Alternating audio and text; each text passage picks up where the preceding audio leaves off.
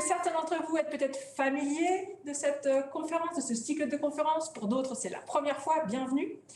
Alors, Federico, qu'est-ce que c'est GEMnext? GEMnext, c'est un format qui veut proposer ce que les gens font et qui n'ont pas publié ou qui n'ont pas encore envie de parler. Ça veut dire GEMnext, essayons de regarder qu'est-ce qu'il y a encore. Les choses qui éventuellement sont difficiles à caser, mais c'est pour montrer toutes les choses aussi que souvent on n'a pas le temps de parler, même pas dans nos cours. Et c'est vraiment un espace dans lequel on a envie de fédérer les différentes populations de jeunes, qu'ils soient étudiantes, qu'ils soient enseignantes, pour parler de nous, pour partager nos savoirs, nos surtout passions, parce que la recherche, toutes les activités qu'on fait ont une base très forte de passion, surtout sur une activité comme la paix économique sur laquelle souvent tu travailles, Dominique, et qui est une thématique centrale et je pense jamais plus actuelle qu'aujourd'hui, quand tous ont pensé que sans sonner de veillotte. Non, rien n'est plus actuel. Donc, je ne peux que absolument être ravi de pouvoir avoir avec nous Dominique, qui aujourd'hui nous parle de quelque chose de bizarre. C'est ça, exactement, bizarre. Vous avez dit bizarre, la paix économique, mode d'emploi. Alors, avant de laisser la parole à Dominique, on vous rappelle le format 30-30. 30 minutes de présentation, de conférence, et ensuite 30 minutes d'échange, puisque nous voulons que ce cycle de conférence soit interactif pour vous donner l'opportunité de poser vos questions à Dominique. Voilà. Sans tabou. Oui, et surtout, vous voyez, il n'y a pas de cravate par personne. C'est vraiment en des logiques aussi de GEMnext. La conférence, trop souvent, c'est un format un peu rigide, psychorigide, dans le sens qu'on rentre tous dans le cliché qu'il y a le prof qui parle, nous, on la ferme, et donc à la fin, on pose éventuellement des questions. Non, ce n'est pas le format de GEMnext. On a tout simplement envie de partager ce moment de connaissance, d'exploration, qui est stimulant pour les deux côtés. La côté de l'audience qui peut se rapprocher de thématiques qui sont nouvelles, qui sont souvent, comme on dit les Anglais, cutting edge, vraiment à la frontière de ce qu'on connaît aujourd'hui, qui pousse la barrière de ce qu'on connaît. Il pousse cette frontière encore un peu plus au-delà et en même temps avec la curiosité et encore une fois la passion que fait de GEM un endroit si effervescent pour effectivement permettre d'avoir des recherches de cette valeur. Merci beaucoup, Dominique. Donc, un petit point logistique. Cette conférence est enregistrée. Vous pourrez la partager après ou la regarder.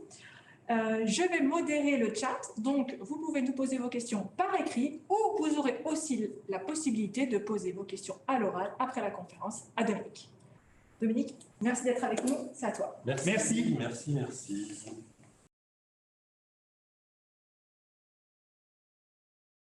Voilà, merci beaucoup de m'accueillir dans GEMnext pour que je puisse vous parler de paix économique. J'ai prévu des slides et je vais voir comment j'avance avec les slides parce que sur 30 minutes, je vais déclencher mon chrono, c'est pas très facile de parler d'une dimension chapeau.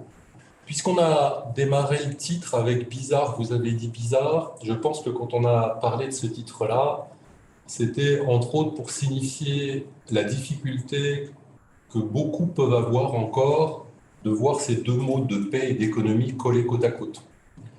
Depuis le début, on s'est retrouvé avec cette difficulté-là. Elle nous cause des problèmes de temps en temps, et pourtant elle était volontaire. Elle était volontaire pour créer une forme d'oxymore, pour créer une forme de choc, puisque le tout point de départ de cette question de la paix économique, quand on va commencer à la discuter entre quelques chercheurs en 2008-2009, c'était vraiment de se dire on en a assez d'entendre tous les jours qu'on est en guerre économique et qu'il n'y a pas d'autre option, qu'on ne peut pas faire différemment. Et l'une des idées était de se dire, si en face de la guerre réelle, on peut imaginer la paix, alors en face de la guerre économique, on doit pouvoir aussi imaginer la paix économique. Puisqu'un des constats qu'on faisait à ce moment-là, c'était de se dire, bon sang, même un militaire qui part au combat, il a devant lui un horizon possible qui est de trouver potentiellement un espoir de paix. Alors que ce qu'on propose dans le monde économique depuis 20 ans, 30 ans, c'est de dire, vous êtes dans une guerre, c'est une guerre sans fin, c'est une guerre qui se mondialise, c'est une guerre qui s'accélère, mais il n'y a pas d'autre chose devant soi que de voir une guerre. Donc l'idée de départ de paix économique, c'était de dire, est-ce qu'on peut proposer un autre horizon? Est-ce qu'on peut imaginer qu'il y a un horizon différent qui soit présent? Ce premier transparent, j'aime bien l'utiliser. Il date un peu, mais il permet de poser le cadre de ce point de départ. On est à peu près dans les mêmes années. Je pars pour une conférence vers des médecins du travail et en arrivant sur le parking avant la conférence, je reçois un message sur Twitter d'un monsieur qui dirige une entreprise française, c'est mon souvenir, qui est basé à Hong Kong. Et ce monsieur me dit ce qui est sur le slide. Il me dit, cher monsieur, cher professeur, je crois même qu'il s'adresse comme ça sur son message, vous êtes certainement un grand expert du bien-être au travail, mais moi je vous dis quelque chose, pour faire des affaires, il faut accepter qu'il y ait du sang sur les murs. Pourquoi je la mets là? Parce que, pas pour le juger, parce que je pense que cette pensée-là, c'est une pensée récurrente, c'est une pensée sous-jacente de nos modèles économiques, et que nous tous, là, on l'a quelque part en nous. Il y a quelque chose, quelque part en nous qui dit, pour que ça vaille, il faut que ce soit dur, voire pour que ça vaille, il faut que ça fasse mal. Et l'une des idées de ces paradoxes ou de ces éclairages qu'on essaye de faire, c'est de justement tenter de prendre conscience de qu'est-ce qui en nous vient dire des choses qui ne permet pas de nouveaux types de comportements. La slide d'après, en espérant qu'elle se lance, je vais vous laisser la regarder, c'est une petite vidéo, c'est une ancienne pub de Microsoft. Donc peut-être qu'il faudra couper la fin de Microsoft, moi je l'ai laissé en disant que ça leur appartenait, mais qui donne un autre regard sur qu'est-ce que c'est que faire des affaires, même si on peut commencer doucement à dire que ça fait partie du monde d'avant. J'ai pas de son, je ne sais pas pourquoi, mais c'est pas grave s'il n'y a pas de son, c'est juste une musique. Donc regardez juste l'écran, et ça vous donnera une idée de pourquoi je l'ai mis dans Guerre économique, ou en tout cas dans les projections qu'on peut avoir.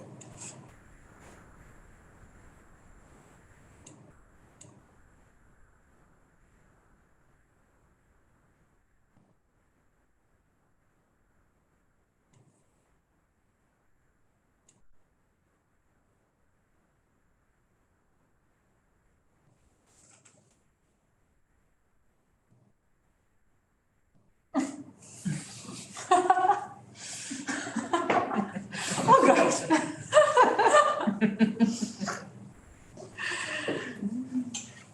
Donc la pub va s'arrêter. Elle a un véritable intérêt pour moi, cette pub-là.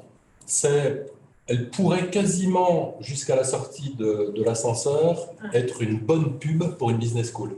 Elle représente tous les clichés et toutes les caricatures de ce qu'on continue de tenter de faire croire à des futurs managers internationaux, de ce qu'ils vont être, avec toute l'arrogance qui va avec. Et elle a cet intérêt de fin de la surprise, qui est de se dire « Ouh là là, est-ce que ce modèle n'est pas en train de me faire aller droit dans le mur ?» En l'occurrence, dans la pub, ce n'est pas un mur, c'est des portes qui se referment. Elle a l'intérêt parce qu'elle vient soulever tout un ensemble de représentations. Qui je suis quand je suis manager, qui je suis quand je suis des affaires, qu'est-ce que je suis en train de cibler, qu'est-ce que je suis en train de chercher, à quoi je contribue et vers quoi c'est en train de me mener, ici dans quelque chose qui dysfonctionne. Alors, bien sûr que quand on a parlé de paix économique, on est parti d'inquiétude. Et je suis certain que si aujourd'hui vous faites encore ce qu'on a fait il y a plus de 10 ans maintenant, vous allez trouver la même chose. Si vous tapez sur Internet « guerre économique », vous allez voir que vous trouvez énormément de choses. En 2008-2009, quand on tape « guerre économique », voilà à peu près ce qu'on trouve. Vous trouverez des articles de recherche, vous trouverez des livres, vous trouverez des chapitres de livres, vous trouverez des émissions, vous trouverez des vidéos, vous trouvez plein de choses sur guerre économique qui va nous faire dire à un moment donné, en fait, ça semble être quelque chose de très naturel et très spontané. Et on le retrouvera dans les discours, on retrouvera, mais la guerre, c'est naturel chez nous. Je vais y revenir tout à l'heure, civis pacem, parabellum. Qui veut la paix prépare la guerre. On le retrouve systématiquement, et ces derniers temps, à la télévision, on l'a entendu presque journalièrement. Le seul problème, c'est qu'à la même époque, quand on tape paix économique, on trouve rien. Maintenant, on trouve plein de choses, puisque ça fait 10 ans qu'on y travaille, mais à cette époque-là, on ne trouve quasiment rien. Et en 2015-2016, dans mon année à Princeton, où je vais travailler sur le concept même de paix économique, quand je vais vraiment pouvoir chercher à partir de bases de données qui a écrit sur la paix économique, je vais trouver à cette époque-là 5 écrits. Je trouve 2 livres et 3 papiers de recherche qui s'étalent entre 1870 et on est en 2016. Le premier constat que je fais, il est là en fait. Le premier constat, c'est que ce soit les bouquins ou les articles de recherche, on est systématiquement juste avant une guerre ou juste après une guerre. Ce qui fait qu'au moment où j'écris, et maintenant je le dis avec moins d'inquiétude, puisque je suis un peu plus sûr de mon coup, au moment où j'écris, je me dis zut, moi aussi je suis en train d'écrire sur paix économique, on n'est pas juste après la guerre, donc si je suis ce que je viens de voir depuis 120 ans, on doit être juste avant. Dans les bouquins que vous avez sous les yeux, là, le premier qui est tout à votre gauche, Pax Economica, c'est un patron d'une entreprise belge qui est aussi un économiste universitaire et qui en 2010 commence à rédiger son bouquin en disant au niveau économique on est plutôt bien, mais moi je perçois des signaux faibles, il y a quelque chose qui est en train de dire que ça dysfonctionne. En fait, son livre, vous le voyez en dessous, va être publié en 1920 pour ce que vous connaissez entre les deux. Le deuxième, Henri Heuser, 1935, dans son introduction, Henri Heuser, qui est un économiste français, il dit « Attention, nous sommes en crise économique, il y a un fort taux de chômage, on est en Europe dans des pays qui ont tendance à basculer au populisme, on a du mal à gérer ça, si on continue comme ça, on va à la guerre. » Si vous regardez ces trois indicateurs, j'en ai oublié un, je ne sais plus lequel, c'est pas très grave, on a des indicateurs qui sont assez proches. Et en fait, depuis plus de 10 ans maintenant qu'on travaille sur la paix économique, on a beaucoup parlé de signaux faibles, sauf que les signaux ne sont plus très faibles aujourd'hui. On n'a plus besoin de se cacher et de dire attention. Alors, c'est quoi les origines de cette question-là, ou en tout cas, à quoi les discours ambiants allouent la question de la guerre économique depuis un certain temps? Vous avez là des bouquins où la partie du haut, c'est ce qui parle de guerre économique, la partie du bas, c'est ce qui commence à parler de guerre économique. Parce que s'il y a 10 ans, on ne trouvait rien, maintenant, on ne trouve pas forcément les choses avec le vocable de paix économique, mais on trouve tout un ensemble de travaux qui sont allés ouvrir des pistes différentes. Qu'est-ce qui la provoque, donc, cette guerre économique? C'est d'un côté la surexploitation ou l'hyperfinanciarisation, de l'autre côté l'hyperconsommation, les dérives de la finance, je l'ai dit, et la globalisation. Donc, tout ce qui va être entre hyperfinanciarisation, globalisation, hyperconsommation, et en dessous vous avez consommation frugale, intérêt culturel de la mondialisation, ainsi de suite. On est là dans les sources habituellement citées comme étant à l'origine des problématiques de guerre économique. Quelles sont les conséquences de cette guerre économique? Là, on est aujourd'hui dans la conséquence dure. C'est là où tout à l'heure je vous parlais de signaux faibles. Si je regarde les conséquences aux différents niveaux qui nous intéressent, on a le niveau de l'intime qui est le premier tout en haut. Qu'est-ce que ça provoque sur la personne?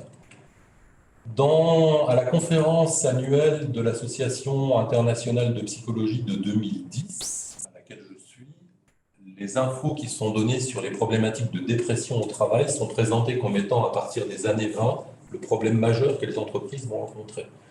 On est en 2022.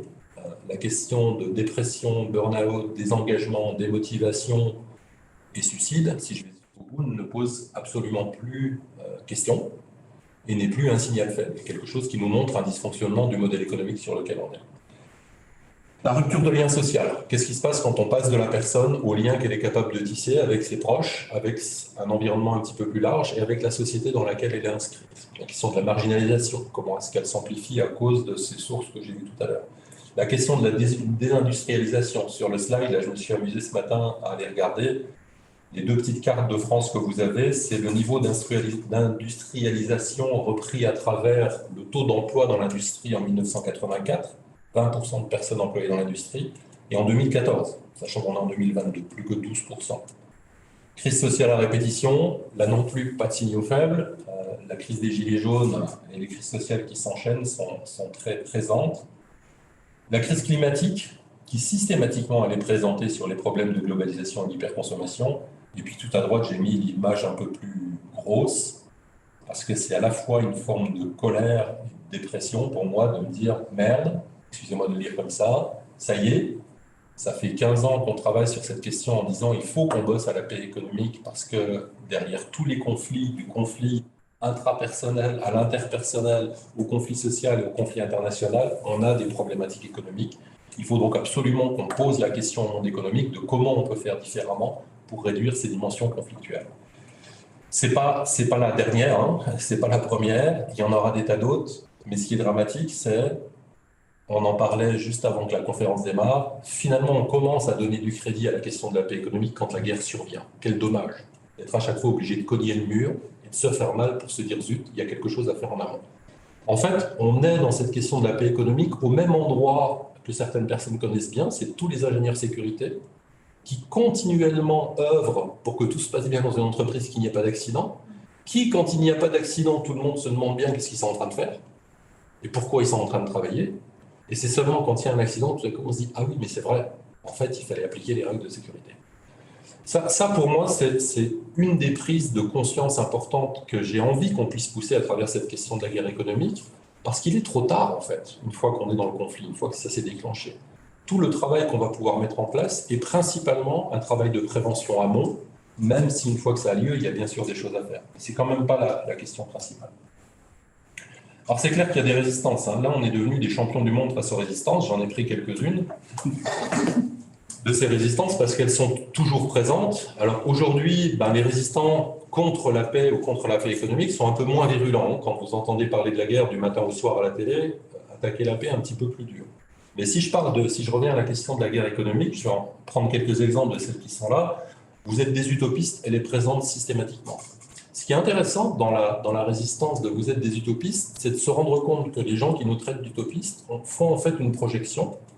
Et cette projection, c'est de croire que quand on dit paix économique, on est en train de décrire un modèle idéal qui, si on l'appliquait, nous permettrait à un moment donné que tout se passe bien. Ce qui n'est pas du tout ce qu'on fait, ce qui n'est pas du tout ce qu'on a dit, voire c'est l'inverse. Puisque dans paix économique, on ne dit pas projetons un modèle idéal, il dit qu'est-ce qu'on peut faire aujourd'hui dans les fluctuations standards de la vie, quelles qu'elles soient, y compris quand elles intègrent une guerre, qu'est-ce qu'on peut faire pour que ça se passe différemment? Quel nouveau type de comportement on peut mettre en place? Quel nouveau système éducatif on peut déclencher? Je reviendrai sûrement là-dessus tout à l'heure, mais est-ce qu'on continue d'avoir un système éducatif qui fonctionne principalement sur la dimension compétitive, qui fonctionne principalement sur la comparaison, alors qu'on sait que comparaison et compétition, c'est ce qui va amener le plus proche au conflit, ou est-ce qu'on bascule sur un système éducatif dont l'objet, c'est de préparer une culture de paix? Quand je dis dont l'objet est de préparer une culture de paix, je suis en train de dire tout n'est pas naturel dans la capacité à être bienveillant, dans la capacité à être collaboratif. Il y a une grande part qui est naturelle, je pourrais y revenir aussi dans les questions, mais il y a tout un ensemble qui a besoin d'être éduqué, parce que si je n'éduque pas ma capacité à la bonté, si je n'éduque pas ma capacité à la générosité, si je n'éduque pas ma capacité à faire face au conflit ou à la colère en ouvrant les bras plutôt qu'en serrant les poings, alors je me retrouve systématiquement dans des situations dans lesquelles c'est le conflit qui va prédominer. Le monde est bien plus dur que ça, je n'ai pas besoin d'y revenir, et ça ne va pas être une critique de la spiritualité chrétienne, mais on est dans un monde judéo-chrétien pour qui la vie c'est dur. Je ne vais pas vous refaire tout le trajet de qu'est-ce que c'est que le mot travail en français, qui contient le tripalium, qui contient la torture, le travail au corps, qui le contient encore dans la boxe, qui contient les souffrances de la femme en couche, et qui contient ce qui va devenir notre métier principal, c'est-à-dire une représentation dans laquelle il faut qu'il y ait une forme de souffrance pour que ça puisse valoir. Par contre, je vais insister un tout petit peu plus sur l'homme est un loup pour l'homme. Parce que dans cette question de la paix économique, il y a éminemment toute la question des grandes représentations. Quelles sont les représentations que vous avez, vous, qui m'écoutez, sur qu'est-ce que c'est la vie? Dans cette année américaine, j'étais dans un projet pour la NASA et il y avait autour de la table, on était une douzaine de chercheurs de lieux différents. À un moment donné, on nous a posé cette question-là. Chacun d'entre nous a fait un petit temps de travail à partir de son champ académique sur qu'est-ce que c'est la vie. Vous auriez vu les dizaines de définitions différentes quand c'est un biologiste, un théologien, un philosophe, un artiste qui pose la question de qu'est-ce que c'est la vie. Si la vie, c'est quelque chose de dur qu'il faut que je traverse, c'est pas la même chose que la vie, c'est quelque chose de partagé, dans laquelle on va tenter de trouver un consensus dans lequel on fonctionne mieux ensemble. Qu'est-ce que c'est qu'être humain? Si être humain, c'est l'homme est un loup pour l'homme, c'est-à-dire si ma représentation de base, c'est que l'être humain est avant tout agressif, mon entrée dans le monde, mon entrée dans la relation, mon entrée dans le monde de l'entreprise a de fortes chances d'être teintée de la même manière. Pour l'anecdote, là aussi je pourrais y revenir tout à l'heure, nulle part n'a été écrit l'homme est un loup pour l'homme. Les deux lieux physiques dans lesquels c'est écrit, c'est une pièce de théâtre de Plaute, un artiste, un créateur de pièces dans la Rome antique, et Plaute fait dire à un de ses sujets, dans une pièce qui s'appelait Asinaria, Plaute fait dire à son sujet l'homme est un loup pour l'homme, virgule, qu'il ne connaît pas. Si ce que me dit Plaute, c'est nous avons en nous un système d'alerte inconscient qui, quand je croise quelqu'un qui m'est un inconnu, vient s'activer pour me dire attention, il y a potentiellement danger, ça me va bien. Je suis content d'avoir ce système d'alerte qui va me préparer à quelque chose. Si on enlève la virgule, si on enlève la fin et qu'on me fait croire que systématiquement il faut que je fasse gaffe à mon voisin, y compris mon collègue, y compris mon ami, etc., parce que tôt ou tard, il risque de me croquer le mollet quand il trouvera un intérêt plus important pour lui que pour nous, pour moi, alors il y a quelque chose qui dysfonctionne. L'autre personne qui a écrit L'homme est un loup pour l'homme, c'est Hobbes, Là, vous l'avez tous en tête, sauf que tout le monde pense que c'est dans le Léviathan. C'est pas dans le Léviathan, c'est dans Du citoyen. Et dans Du citoyen, Hobbes ne dit pas l'homme est un loup pour l'homme. Hobbes dit parfois l'homme est sacré pour l'homme, parfois l'homme est un loup pour l'homme. Et ça me va bien. Ça, c'est ce que je vois dans la vie. C'est je suis capable d'avoir un comportement totalement collaboratif, je suis capable d'avoir un comportement complètement agressif. Et l'une des questions qu'on pose dans la paix économique, c'est quel choix vous faites? Qu'est-ce que je décide d'avoir comme comportement professionnel? Qu'est-ce que je décide d'avoir comme comportement managérial? Qu'est-ce que je décide d'avoir comme comportement organisationnel? Est-ce que je fais le choix d'une hyper-consommation? Est-ce que je fais le choix d'un comportement commercial très agressif? Est-ce que je continue d'avoir un système d'achat hyper agressif qui risque de faire disparaître mes petits fournisseurs? Ou est-ce que je tente de mettre en place un comportement collaboratif dans lequel ce qui va prévaloir, c'est bien la coexistence plutôt que la dimension compétitive? Je vous ai parlé de ça tout à l'heure. Je suis en train de parler des grandes représentations et elles sont teintées de tout un ensemble de croyances qui sont teintées par tout un ensemble de représentations. Le civis pacem parabellum, qui veut la paix prépare la guerre, presque pour vous qui m'écoutez, je ne suis pas sûr que vous ayez entendu un jour le civis pacem parapacem. Pourtant, elle existe. Qui veut la paix prépare la paix. Alors, je vais témoigner à cet endroit-là, puisque une partie d'entre vous se souviennent de ça. J'ai été pilote de chasse, j'ai été officier, et je me suis préparé à la guerre pendant 6 ans où j'étais officier. Je peux vous assurer que quand vous vous préparez à quelque chose pendant 6 ans, c'est-à-dire que pendant 6 ans, quand vous entraînez un comportement particulier, au bout de 6 ans, il est prêt à mettre en place ce comportement, pas son opposé. C'est-à-dire l'officier pilote de chasse qui se préparait à la guerre, civis pacem, qui veut la paix et prépare la guerre, je me préparais bien à la guerre. La seule chose à quoi j'étais apte au bout de 6 ans, c'était à la guerre. Je ne peux pas être apte à la paix si je me prépare à la guerre. Je vais pousser le raisonnement plus loin, même si j'en suis pas fier. Non seulement je n'étais préparé qu'à ça, mais quand pendant 6 ans vous vous entraînez à quelque chose, imaginez que pendant 6 ans vous vous entraîniez à faire un cours, une conférence, et qu'on vous interdise d'y aller. Pendant 6 ans, vous n'y allez pas, puisqu'il n'y a pas eu de guerre, le temps où moi j'y étais, ce qui était plutôt une chance. Et au bout de 6 ans, la seule chose dont vous avez envie, c'est d'y aller. C'est qu'à un moment donné, il va falloir que ça se passe, quoi. Il faut que ça serve à quelque chose, sinon je deviens dingue. Et la question du civis pacem parapacem, c'est quoi? C'est de dire très simplement, d'un point de vue cognitif, d'un point de vue système d'apprentissage, d'un point de vue pédagogique, si vraiment je veux mettre en place une culture de paix, que ce soit dans une école, que ce soit dans une entreprise, que ce soit n'importe où ailleurs, je n'ai pas d'autre choix que d'entraîner des comportements pacifiés.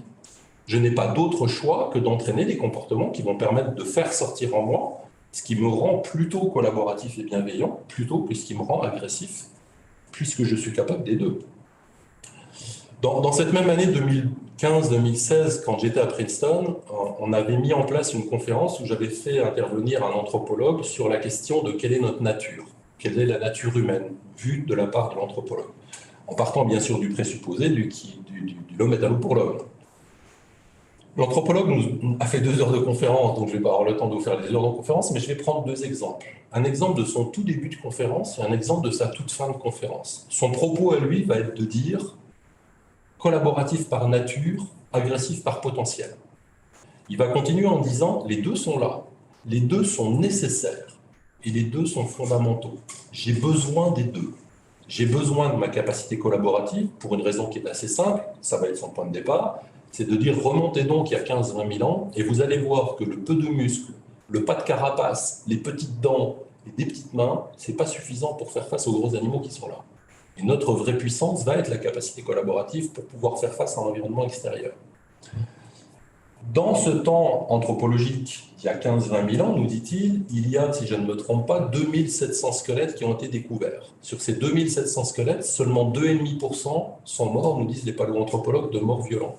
Sur ces 2,5% morts de morts violentes, il y a 1,5% dont on sait qu'ils se sont fait croquer par un animal un peu plus gros. On les laisse donc de côté, puisque la question qui pose, c'est est-ce que vraiment l'homme est agressif? Il lui reste donc 1% sur les 2700 squelettes d'avant moins 12 000, 1% pour lesquels il y a bien un combat. Mais là, il fait un constat qui est fondamental, c'est systématiquement, quand on peut dire qu'un être humain est mort d'un combat contre un autre être humain, c'est à chaque fois du one-on-one.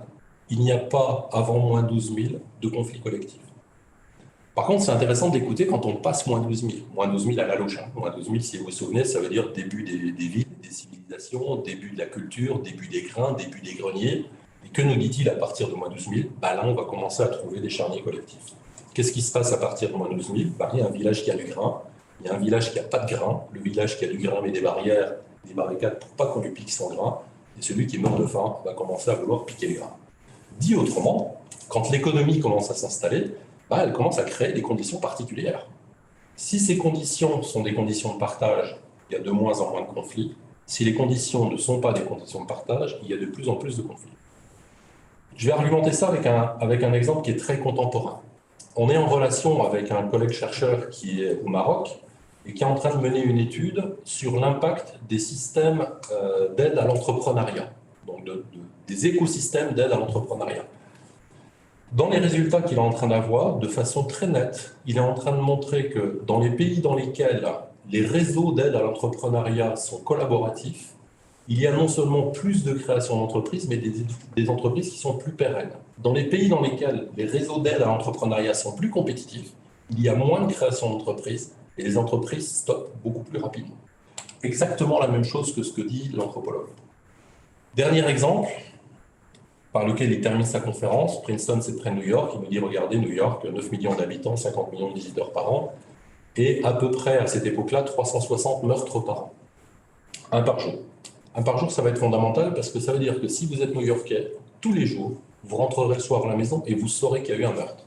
Parce qu'il y a des écrans partout dans New York, parce que dans le bar, il y a des écrans, parce qu'au resto, il y a des écrans, parce que chez vous, il y a des écrans. Et vous avez ce petit bandeau qu'on n'a pas trop en France, à part sur les chaînes qui s'américanisent, qui dit attention, dans le Bronx, à tel endroit, il y a eu ça. Vous vous souvenez de mon petit marqueur, là petit marqueur dans le cerveau reptilien, dans ce qu'on appelle le système limbique. L'objet de ce système limbique, c'est de détecter s'il y a danger. Et bien, quand vous lisez à l'écran, il y a eu un meurtre aujourd'hui, votre système inconscient vient de lire « je suis là dans un environnement de danger ». Si vous avez fait une longue journée de travail dans un métro bondé et que vous avez lu que quelqu'un est mort, quand vous arrivez le soir à la maison, il y a quelque chose à l'intérieur qui dit « je suis dans un environnement de danger ». Et là, l'anthropologue termine avec une phrase qui, pour moi, est fabuleuse. Il est de dire « imaginez maintenant pour un meurtre par jour pour tout ce nombre de personnes, combien de milliards d'actes collaboratifs et bienveillants il faut en une seule journée pour que cette ville fonctionne. Et vous aurez le ratio entre la dimension agressive et la dimension collaborative. La dimension collaborative et la dimension agressive. Les deux sont là, les deux sont nécessaires. Je n'ai pas parlé de ma capacité de confrontation, je vais y revenir tout de suite. Mais ils ne sont pas dans le rapport dans lequel on vous les donne habituellement. J'ai dit que j'allais revenir rapidement sur la dimension de confrontation. C'est une des résistances que je n'ai pas mis dans mon transparent, je m'en rends compte en disant maintenant. C'est-à-dire que de temps en temps, ce qu'on reçoit comme retour, c'est oui, mais quand même, il faut savoir faire face. Et ma réponse, elle est mais bien évidemment. Certainement que ma capacité à faire face à la confrontation, à l'adversité, c'est une des compétences fondamentales que je dois développer pour une raison majeure, c'est faire face à l'adversité et pouvoir promouvoir une culture de paix. Exemple très simple, vous êtes en réunion, quelqu'un vous met en cause publiquement, et pendant que cette personne vous met en cause publiquement, vous ressentez en vous un ensemble d'émotions que peut ressentir quelqu'un qui est mis en cause publiquement. Je vais n'en citer que deux, même si on peut imaginer que le mélange est plus large que deux. Les deux les plus habituels qui peuvent arriver, c'est j'ai peur, parce que je viens de me faire mettre en cause, donc il y a quelque chose en moi qui va être de l'ordre de la fermeture, j'ai mal et j'ai peur, je me sens humilié, et il peut tout à fait y avoir, juste là à côté, quelque chose qui est de l'ordre de la colère. T'es qui, toi, petit con, pour venir me mettre en cause, là, publiquement, devant tout le monde? Vous imaginez bien que ces deux émotions-là, les plus primaires et les plus actives pour un être humain, vont avoir une force incroyable. Et en fonction de comment j'ai éduqué et de qui je suis, soit je vais basculer du côté de la peur, et je vais rire avec tout le monde. Le soir, quand je vais rentrer, je vais me maltraiter tout seul parce que moi-même, j'ai ri à la propre humiliation que j'ai subie. Soit je vais basculer de l'autre côté parce que je me sens plus fort que celui qui vient de m'humilier. Je vais sortir mon gourdin virtuel et je vais me faire très mal. Et quand je vais rentrer le soir, je vais me dire, mais pourquoi tu as fait ça? Parce que dans un cas comme dans l'autre, ce n'est pas satisfaisant. La question de la culture, elle vient se mettre là au milieu. Comment est-ce que j'apprends à détecter ce qui vient de se passer en moi? Comment est-ce que j'apprends de nouveaux comportements qui vont me permettre, face à cette situation d'adversité, à rester dans un système ouvert qui va accueillir ce qui vient de se passer, plutôt que dans un système fermé, qui soit va me faire fuir, soit va me faire agressif. Juste pour aller vite et avancer sur comment on définirait la question de la paix économique. C'est encore une sacrée question pour nous. Et le point de départ a été le suivant, c'est que pendant au moins 5 ans, j'ai demandé aux chercheurs qui travaillaient sur le sujet de ne pas définir la paix économique. Pas facile, hein, dans un monde académique, pour qui, dès que vous donnez un concept, on vous dit c'est quoi la définition. Pourquoi j'ai demandé de ne pas faire de définition? Il y a plein de raisons derrière, mais je vais en donner au moins une qui pour moi est fondamentale, c'est on était en train de s'ouvrir un sujet inexistant dans les différents champs académiques qui étaient autour de la table, complètement de l'ordre d'un oxymore, des choses qui semblent ne pas aller ensemble. Et le risque que je voyais poindre, c'était si trop vite on se mettait à dire la paix économique, c'est ça, et ben, immédiatement on allait se confronter à tous les champs de recherche qui étaient capables de nous dire mais non, vous êtes en train de vous tromper. Si on commençait à mettre des barrières et des frontières à un sujet qu'on voulait pouvoir explorer, alors on était nous-mêmes en train de mettre des freins à ce qu'on tentait d'explorer. Donc, pendant 5 ans, pas de définition. Et puis ensuite, on va voir s'enchaîner, ce que vous avez sur le transparent, tout un ensemble de définitions qui sont toujours présentes et qui ne se sont pas exclues l'une après l'autre. Il y a là un cheminement. La dernière s'appelle espace, la première s'appelle opposition, j'y reviens tout de suite.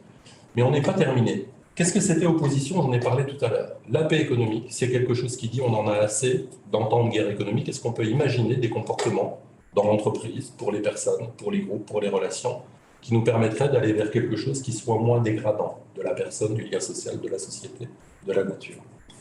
Rapidement, dans le système d'opposition, on se dit qu'il y a quelque chose qui dysfonctionne. Si on veut parler de paix et que la première chose qu'on dit, c'est que paix économique, c'est l'opposition aux guerres économiques, on a un bon exemple en ce moment. Ce matin, j'étais dans une réunion où très vite est arrivée la question de l'entraide à l'Ukraine, qui me va bien. Mais si entraide à l'Ukraine devient jugement contre le peuple russe, alors il y a quelque chose qui ne va pas. Quand je rentre en opposition, je rentre dans une opposition, même si elle est une entraide. Comment je fais pour pouvoir faire ça? Donc, on a glissé et on a dit paix économique, c'est un contrepoint musical. C'est quoi un contrepoint en musique? C'est quelque chose qui dit on a là une musique avec une harmonie particulière. On se rend compte qu'elle ne nous convient pas bien, sur la portée musicale. On va venir ajuster, on va venir créer, donner des coups de coude pour tenter de changer un peu cette harmonie-là. Dit autrement, on a fondamentalement besoin de l'économie, on a besoin des biens, des services et des richesses qui sont produites par l'économie. Mais pourquoi on en a besoin? Pourquoi on a besoin d'un profit? Certainement pas pour l'amélioration de la richesse financière de quelques personnes, certainement pas pour la génération d'un profit financier pour une fin en soi, mais pour une raison majeure qui est devenue la définition qu'on a donnée, le on étant les dirigeants et les chercheurs à l'entreprise. Le but de l'entreprise est de s'inscrire dans la cité, de renforcer le tissu social et de contribuer au bien commun. Et ça, c'est notre socle de départ. Le but de l'entreprise est de s'inscrire dans la cité, de renforcer le tissu social et de contribuer au bien commun. Pour pouvoir faire ça, elle a des objectifs qui sont des objectifs de pérennité financière, des objectifs de durabilité, de soutenabilité, etc. Ce n'était pas encore suffisant. Ce n'était pas suffisant parce que les représentations dont je parlais tout à l'heure. Donc on est arrivé à une étape 3 en disant paix économique, c'est aussi un système de balancier. Je m'arrête juste ça, puis la dernière. C'est quoi un système de balancier? C'est quelque chose qui dit elle n'a pas de raison d'être, cette question de la paix économique, si son objet n'est pas l'opérationnel. Si c'est pour être entre nous et se raconter la philosophie de la paix économique, pas d'intérêt. Par contre, quand on regarde nos partenaires entreprises et qu'on voit que chez ces partenaires entreprises, on a des concurrents qui sont allés s'entraider quand ils étaient en difficulté, on a des entreprises qui ont basculé d'une culture managériale patriarcale qui avait 150 ans à une culture qui dit nous voulons principalement être au service de nos clients, de nos fournisseurs, de la société dans laquelle on s'inscrit. On a des entreprises dans lesquelles on a basculé ou switché de ces cultures d'achat agressives vers des cultures d'achat pacifiées. Alors, on a des débuts de réponses. On a des entreprises qui ont travaillé sur leur impact carbone, etc. On a là tout un ensemble de réponses d'entreprises qui disent « J'ai besoin d'une entreprise pérenne, performante, profitable, mais dont l'objet n'est pas d'aller vers une dégradation du système, de l'écosystème extérieur, mais dont l'objet est bien de contribuer au bien commun. » Et puis je termine sur celle-ci. On est pour l'instant dans quelque chose qui a défini la paix économique comme étant un espace. Ça peut paraître complètement flou. Et c'est flou d'une certaine manière, pour une raison majeure qui est de dire on ne veut pas verrouiller un système qui est fondamentalement en devenir. Est-ce qu'on doit se percevoir comme des gens qui sont stoppés, bloqués, calés dans un endroit, ou est-ce que le monde économique est un monde qui est perpétuellement en évolution, en devenir? Paix économique comme espace, ça veut dire quoi? Ça veut dire quel que soit le lieu, quelle que soit la taille, quel que soit le secteur dans lequel je suis, il faut que je puisse me saisir de ce que représente la paix économique pour pouvoir l'ajuster à mon contexte et en faire quelque chose qui sera contributif du bien commun. Vous imaginez bien que si je suis une entreprise de 30 personnes, ce ne sera pas pareil que pour une entreprise de 50 000 personnes. Et si je suis en Algérie, ce ne sera pas la même chose que si je suis aux États-Unis. Merci beaucoup. Je suis tout ouvert aux questions, même si je suis frustré, comme d'habitude, de ne pas pouvoir aller plus loin dans tout ça. Mais je vous laisse le transparent avec les premières définitions qu'on a écrites, en fait. Merci pour votre écoute. Merci à toi, Dominique, pour ce partage sur eh bien, les représentations implicites qui soutiennent la guerre économique, la paix économique et toutes les idées que tu nous as proposées. Alors, c'est à vous maintenant, dans la salle et en ligne. Vous pouvez allumer votre caméra pour poser une question à Dominique ou taper un message dans le chat.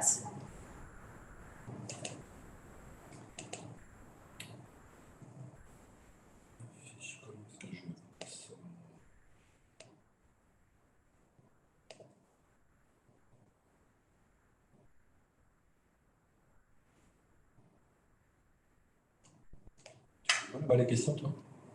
Oui, on les voit. Ah,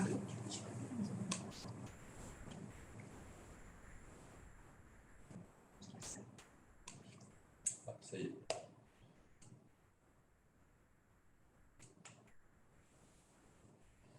Dominique, est-ce que tu aurais des exemples d'applications en fait, dans le monde actuel de l'entreprise, des concepts ou des préceptes de paix économique? Est-ce que c'est déjà utilisé? Est-ce que vous êtes toujours dans une phase de conquête et de définition auprès des acteurs économiques et industriels, ou c'est déjà des choses qui sont mises en pratique? Non, c'est mis en pratique, et dans les entreprises partenaires, et dans des entreprises qui font du Monsieur Jourdain, en fait. Si on le regarde avec ce que j'ai encore au tableau, c'est-à-dire si la paix économique, c'est la capacité d'agir sur la personne, sur le collectif et sur l'organisation pour sa contribution au bien commun, on voit que ça tape assez large. Je vais prendre des exemples des entreprises qui sont chez nous. On avait décidé dès le début de travailler dans la partie de l'intime sur la question de la pleine conscience. Contrairement à ce qu'imaginent plein de gens dans le grand public depuis que ça a été médiatisé, pas pour la question du bien-être, mais pour la question de la capacité de discrimination. Comment est-ce que je peux, quand je suis dans une réunion, me rendre compte qu'il y a quelque chose qui est en train de me gêner, de dysfonctionner, pour une chose majeure, c'est faire valoir mon droit au désaccord. Dans nos entreprises partenaires, en fait, je crois tous ont à un moment travaillé sur la question de la pleine conscience, pas tous sur la question du désaccord. Mais certains d'entre eux ont mis en place ces séquences et ce cheminement ou cette formation pour développer des compétences chez les collaborateurs. On a discuté ce matin chez un des partenaires, dans la dimension collective cette fois-ci, de la difficulté que pouvait avoir le comité de direction de cette entreprise entre les membres de faire valoir leur désaccord. Ils ont décidé d'aller prendre un des outils qui est un outil de pleine conscience, mais plus de collaboration, qui est la communication non violente. Ils ont déjà eu tout un cheminement, puisque c'est une entreprise qui a décidé de déployer au niveau mondial, donc comme ça au moins vous savez que c'est une grosse, qui a déployé au niveau mondial tout un programme particulier autour de la paix économique, dans lequel il y avait une section sur la pleine conscience, qui était plutôt une section d'introduction. Et là, spécifiquement pour l'organe de gouvernance, ils viennent de décider de faire un travail au long cours, pour une raison qui est très quotidienne, c'est de se rendre compte que régulièrement dans des réunions, ils sont en désaccord, ils ne savent pas les gérer, que régulièrement il y a des temps de colère, et que régulièrement il y a des non-dits. Et que ces non-dits comme ces temps de colère, à un moment donné, ne permettent pas d'avancer vers quelque chose de fonctionnel. Pire, vont amener, si je prenais l'un des exemples du matin, à des systèmes de sabotage, où certains des directeurs commencent par l'arrière-ban à mener des actions qui ne sont pas très saines pour un autre directeur qui tente de mettre en place quelque chose. Une autre entreprise, on a un cycle d'émissions là qu'on est en train de dérouler chez RCF, et Hugues Poissonnier est avec nous. Je prends souvent cet exemple-là parce qu'il est hyper concret. Est venu avec nous le patron monde des achats dans le groupe Arémon. Donc Arémon, 7500 employés, 30 sites industriels dans 25 pays, 1 milliard de chiffre d'affaires, pour le caler dans les gens qui ont besoin de ces référentiels-là. Et en fait, ce patron des achats s'est présenté en racontant comment, il y a 10 ans, quand il arrive chez Arémon, il arrive d'un monde très, très compétitif, très dur, très agressif dans le monde des achats. Comment il va arriver chez Arémon avec cette chose-là. Et il raconte une anecdote qui est assez intéressante. Il dit, voilà, la première réunion que je fais quand j'arrive chez Arémon, c'est une réunion dure de négociation, parce qu'un de nos fournisseurs nous impose une hausse de 10% sans rien nous demander. Et au moment où il reçoit ces 12-10%, lui présente ça en disant bah, « je suis le nouveau patron, c'est moi le patron monde, donc je ne vais pas me laisser faire, et j'annonce dans la foulée au fournisseur que si c'est 10%, on trouvera un autre fournisseur. » Et là, nous dit-il avec un sourire au moment où il le raconte, le fournisseur se lève en disant bah, « mon gars, si c'est comme ça, je m'en vais effectivement, le fournisseur claque la porte. » Quand ils vont en discuter autour de lui, ils vont se mettre à dire, mais attendez, on était dans les débuts chez Arémon de la mise en place de leur grand projet autour du servant leadership. Ils vont se dire, mais là, il y a un truc qui dysfonctionne, il y a un truc qui ne marche pas. Dans cette question du servant leadership, qui est comment je fais pour que mes parties prenantes puissent s'épanouir en même temps que moi, si je rentre en lutte, si je rentre en combat parce qu'on vient de m'imposer quelque chose, alors il va juste y avoir rupture, ce qui était en train de se passer. Ils vont donc décider de recontacter le fournisseur en lui disant, on aimerait faire différemment, et on aimerait voir si on peut vous aider à transformer des choses, à trouver de nouveaux marchés. Et si vous pouvez nous aider à voir comment on va pouvoir absorber les 10%. Et quand il raconte cette anecdote, c'était le mois dernier, dans l'émission du mois dernier, il va nous montrer comment, à partir de cette anecdote-là, il va commencer tout doucement à développer une culture d'achat pacifié. Et aujourd'hui, nous dit-il, je vais reprendre à peu près ces mots, j'espère ne pas le trahir, où il nous dit aujourd'hui, chez Arémon, nous ne posons même plus la question de la réduction de coûts dans les achats. La première question qu'on pose, c'est comment est-ce qu'on va pouvoir développer de nouveaux produits, de nouveaux secteurs, de nouveaux marchés avec nos fournisseurs.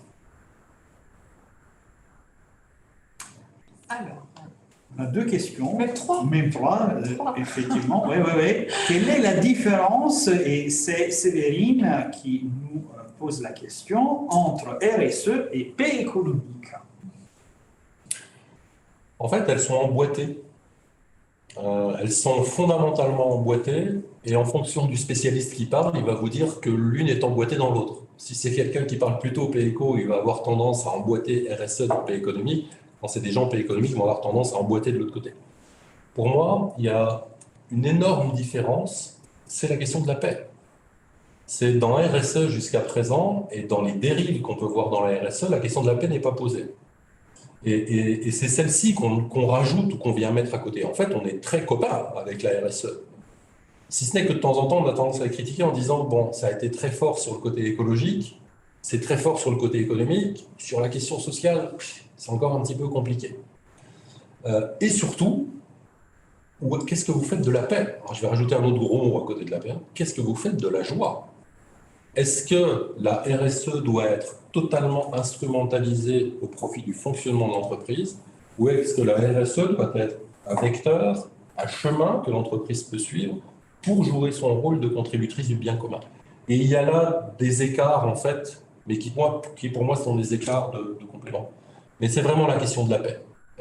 Comment est-ce que dans l'éducation qu'on va faire, dans la formation, si je parle de l'entreprise, et dans ses modes de fonctionnement, la paix peut être réintégrée au même titre, si je prends cet exemple-là, puisqu'il est plus prégnant, au même titre qu'à un moment donné, on s'est dit non mais ça va pas, on ne peut pas détruire la planète. C'est vrai, on ne peut pas détruire la planète, mais on ne peut pas se détruire nous aussi. Cette question de la paix est complémentaire à cet endroit-là. Peut-être que l'autre élément qui est le même, mais qui ne se joue pas sur le même angle, c'est quand la RSE dit on a besoin d'introduire dans la dimension d'éducation une sensibilité au vivant. Nous, on dit la même chose, on a besoin de réintroduire une sensibilité à l'humain. Et cette question du sensible est peut-être un des liens qui nous rejoint sur un sujet qui pour moi est très très important, c'est que finalement le modèle économique très classique ou très financiarisé, une de ses grosses réalisations, c'est de nous avoir insensibilisés, d'avoir réduit en nous notre sensible à l'autre ou notre sensible à la nature. Si je ne suis plus sensible à ce que c'est qu'un arbre, eh ben je peux exploiter la forêt, comme ça se passe au Brésil, en la détruisant complètement, pour une raison majeure, c'est que je ne vibre plus à ce qui est en train de se passer. Si je n'ai pas de sensibilité à mes collaborateurs, si je n'ai pas de sensibilité à mes collègues, alors je peux les maltraiter et les humilier sans aucun problème. Si je regagne en sensibilité, je regagne en paix. On a une question aussi de Odile, qui te remercie déjà de ton intervention, et qui se pose la question, faut-il envisager une éducation qui soit basée sur la non-dualité? Wow. Odile, après, s'il y a des éléments que vous voulez apporter pour aider bien Dominique à vous répondre, soyez libre d'ouvrir votre micro. Non, mais ma réponse va être oui. Bravo. Ma réponse va être oui, mais elle est complexe. Elle est complexe parce qu'elle vient soulever tout un ensemble de représentations de qu'est-ce que c'est que dualité, pas dualité, tout un ensemble de représentations, j'ai Odile sous les yeux, c'est pour ça que j'ai baissé les miens, tout un ensemble de représentations sur qu'est-ce que c'est que la spiritualité, est-ce que la spiritualité peut rentrer dans le monde du travail, est-ce que la spiritualité veut vraiment dire religion. Enfin, il y a là tout un enchaînement de choses qui font que c'est difficile d'y entrer, mais ma réponse est oui, et ne serait-ce que pour ça, elle serait de dire on est vraiment dans une culture dans le monde occidental qui est une culture binarisante en fait, et qui a beaucoup de mal à sortir de cette dimension binarisée. C'est soit c'est bien, soit c'est mal, soit ça marche pas, soit t'es bon, soit t'es pas bon, soit t'es performant, soit t'es pas performant.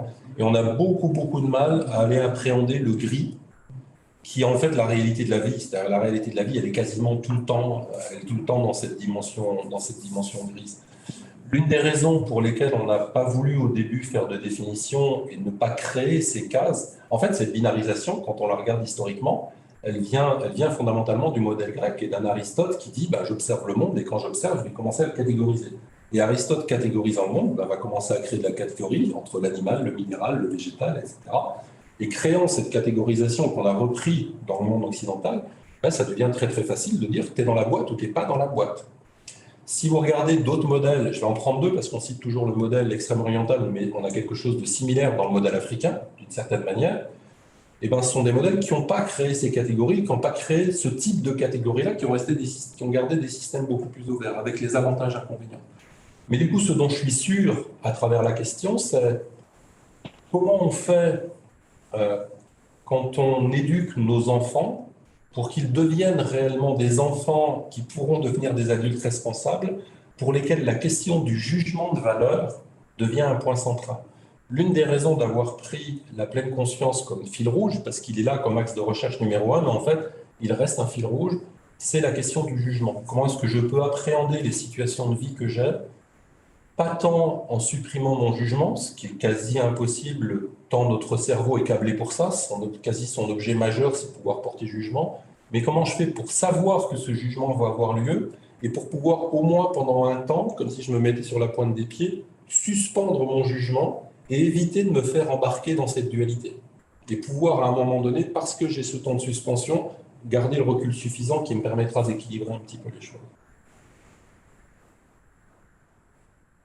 Si j'étais cynique sur le modèle éducatif à l'éducation nationale française, on sent que ça ferait du bien qu'on puisse introduire la dimension de non-dualité.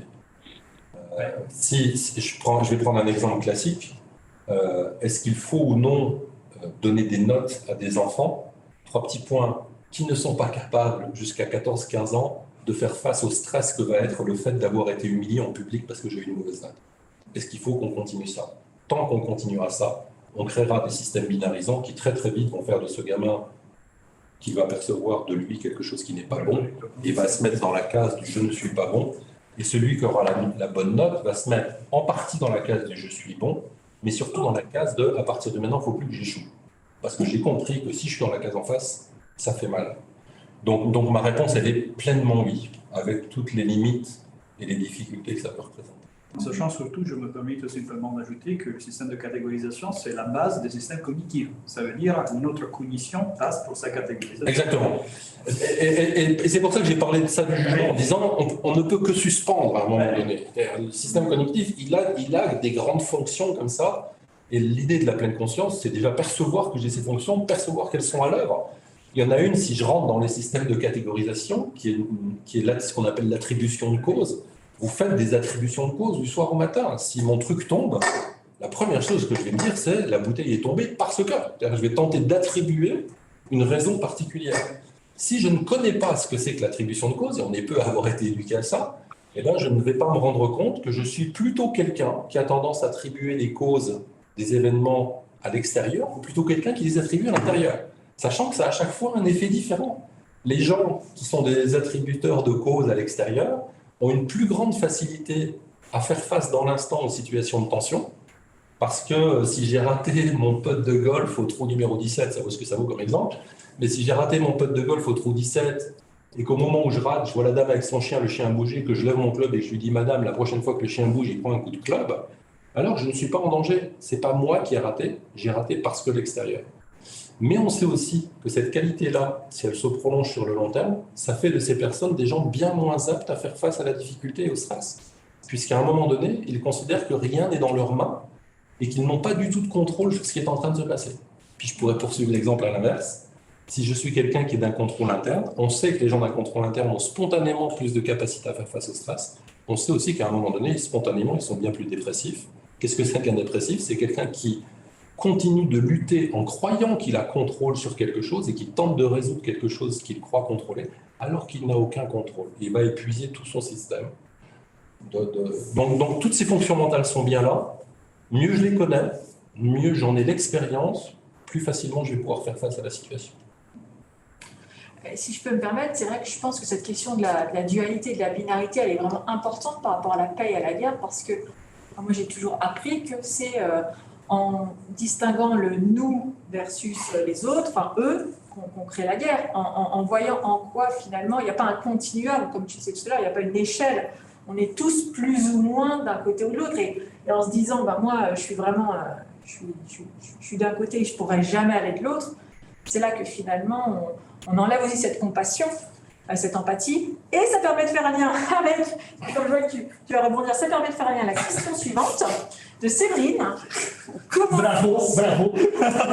Comment amener nos managers, c'était pas préparé, comment amener nos managers à se former à l'intelligence émotionnelle? La question me gêne en partie.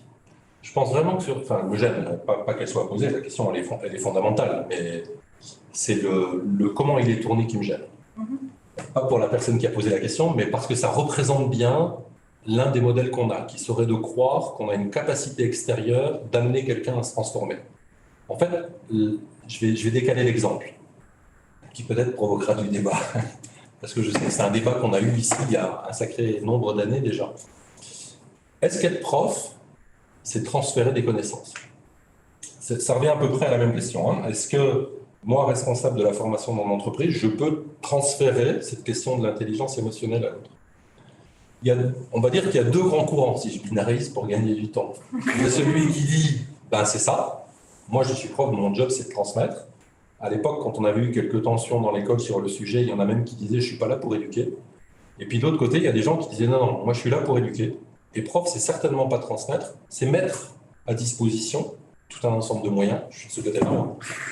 C'est mettre à disposition tout un ensemble de moyens, le mieux possible, le plus possible, de la meilleure manière, au meilleur moment, en laissant un espace de liberté, avec un espoir que l'autre, à un moment donné, se saisisse d'eux. Dit autrement, c'est créer les conditions favorables pour que ces conditions favorables étant créées, j'ai une chance que l'autre aille se saisir.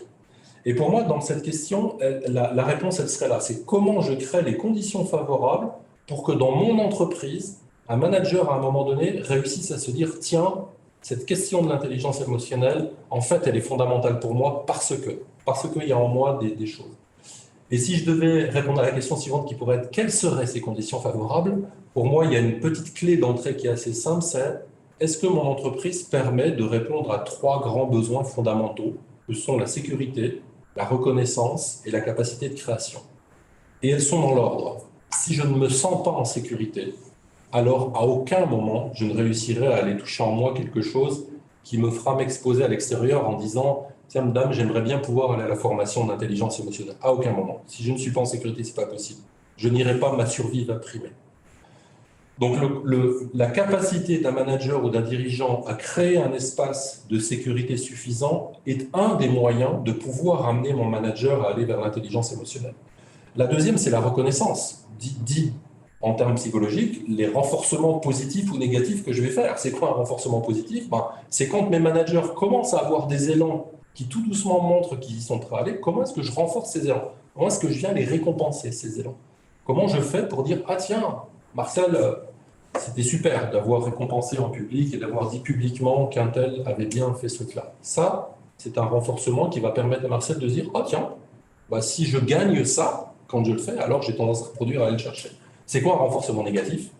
C'est à l'inverse, quand je vais supprimer une tension, une souffrance à Marcel dans un comportement particulier. C'est-à-dire que Marcel, qui n'osait pas dire en public, parce que jusqu'à présent, dans le climat de cette entreprise, c'était pas bien vu de pouvoir dire en public qu'on n'était pas d'accord.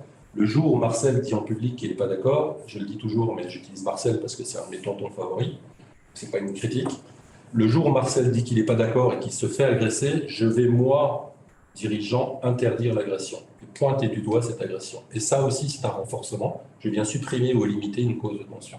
Cette reconnaissance-là va l'amener. Et puis le dernier, c'est ma capacité de créer. Comment est-ce que je vais pouvoir, si je vais à cette dimension d'intelligence émotionnelle, c'est pas le tout que j'aime m'y former, c'est ensuite qu'est-ce que je vais pouvoir en faire et est-ce qu'on va me laisser des espaces suffisants pour que je puisse l'utiliser et pour que je puisse développer à l'intérieur de mon équipe quelque chose qui correspond. Sécurité, reconnaissance et création. Super. Séverine te pose une autre question. Ce sera peut-être la dernière question. Tu parlais tout à l'heure de désensibilisation. Penses-tu qu'il y a un lien avec la rationalisation qui s'est installée depuis longtemps, Grèce antique, dans notre système éducatif, social? Oui, très clairement. Et je pourrais le prendre par des tas d'endroits différents. Alors, je vais le prendre par un endroit facile pour moi qui suis un garçon. C'est la genrification qu'on a pu faire de qu'est-ce que c'est que l'émotion. On est dans une culture qui a fini par dire tout ce qui est de l'ordre émotionnel est plutôt de l'ordre du féminin et tout ce qui est de l'ordre du rationnel est plutôt de l'ordre du masculin. Quelle ânerie. Qui aujourd'hui, en tant qu'homme dans la culture actuelle, n'a pas ressenti à un moment donné la difficulté de pouvoir s'exprimer, n'a pas ressenti, donc si je reviens à la question, le fait que parce que je suis quelqu'un de particulier, je ne devrais pas avoir accès, ou je devrais masquer, ou je devrais ne pas exprimer ça. Alors je vais le pousser un peu plus loin. L'un de mes sujets de recherche depuis longtemps, même si c'est plus devenu de la conférence que de la recherche, c'est ce que j'ai fini par appeler entre puissance et vulnérabilité.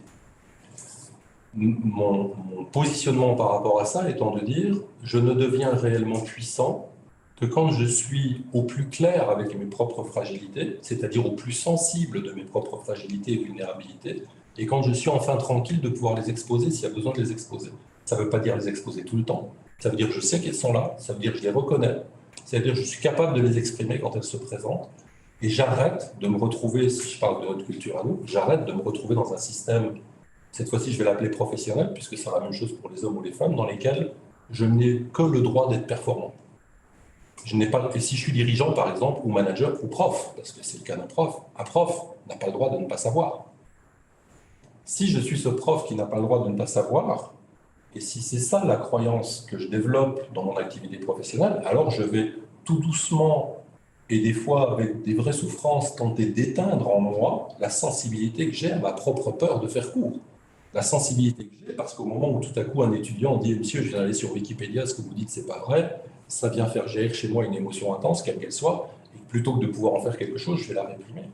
Donc cette dimension de sensibilité, elle est très clairement une dimension qui a été éteinte. Mais maintenant, si je regarde de façon plus large, bien entendu que le grand modèle des monothéistes, mais encore une fois, s'il vous plaît, n'entendez pas que j'attaque des dimensions spirituelles, j'attaque la transformation sociale qu'on a pu faire. Les monothéismes ont plutôt laissé en dessous la dimension de la sensibilité. Je vais parler de ce que je connais mieux, la chrétienté. Dans le modèle de la chrétienté, je vais prendre un troisième gros mot. Dans le modèle de la chrétienté, le mot principal, c'est l'amour. Combien de fois, dans notre lieu, on est capable de dire amour? Presque quand je le dis là, dans ce contexte-là, je sens que j'ai même moi du mal à le sortir. Qu'est-ce qu'on fait pour faire de nos enfants des enfants épanouis, et donc dans le système éducatif, dès le début, leur permettre d'avoir accès à ces dimensions sensibles, leur permettre d'avoir accès à l'identification des émotions? Qu'est-ce que je ressens quand je suis dans cette situation-là? Qu'est-ce que c'est que la colère? Qu'est-ce que c'est que la joie? Qu'est-ce que c'est que l'anxiété? Pour une raison majeure, c'est que le jour où je suis adulte, pouvoir tranquillement aller exprimer ce que je suis en train de vivre, parce que cette expression de sensibilité va donner toute ma puissance, en fait. Ok. Bon, eh bien, écoute, Dominique, merci beaucoup. Merci pour ta générosité et l'ouverture que tu nous as offerte aujourd'hui, du cœur, de l'esprit, pour penser différemment. On sait à quel point c'est un enjeu important de penser de manière alternative et vraiment compliqué. Donc merci aussi à vous qui êtes en ligne, qui êtes aujourd'hui présents, qui avez contribué à nous aider à réfléchir et à partager les questions qui vous tiennent à cœur. J'ai le droit à une phrase de conclusion? Oui, tu as le droit. Elle va être sur cette dernière phrase. En fait, quand je redéveloppe le sensible Et si j'apprends aux enfants à redévelopper le sensible, il se passe une chose majeure, c'est je ne peux plus tuer. Je ne peux plus. Là, j'en parle avec émotion à cause de la guerre actuelle, mais je vais terminer là-dessus parce que c'est plus drôle que la guerre. Quand il y a 2-3 mois, un des dirigeants qui travaille avec nous me dit vraiment, tu m'as pourri la vie. Bon, comment ça? Il me dit, je suis devenu incapable de tuer une araignée chez moi. Ça paraît ridicule comme fin de phrase, c'est fondamental. Je ne peux plus tuer parce que je suis sensible, et parce qu'étant sensible, je sais que si je tue l'autre, je suis mort. Je viens de me tuer aussi. On vous laisse sur cette phrase de conclusion. Merci À bientôt. tous et à Bonne très soirée à bientôt. tous. Merci, bonne soirée.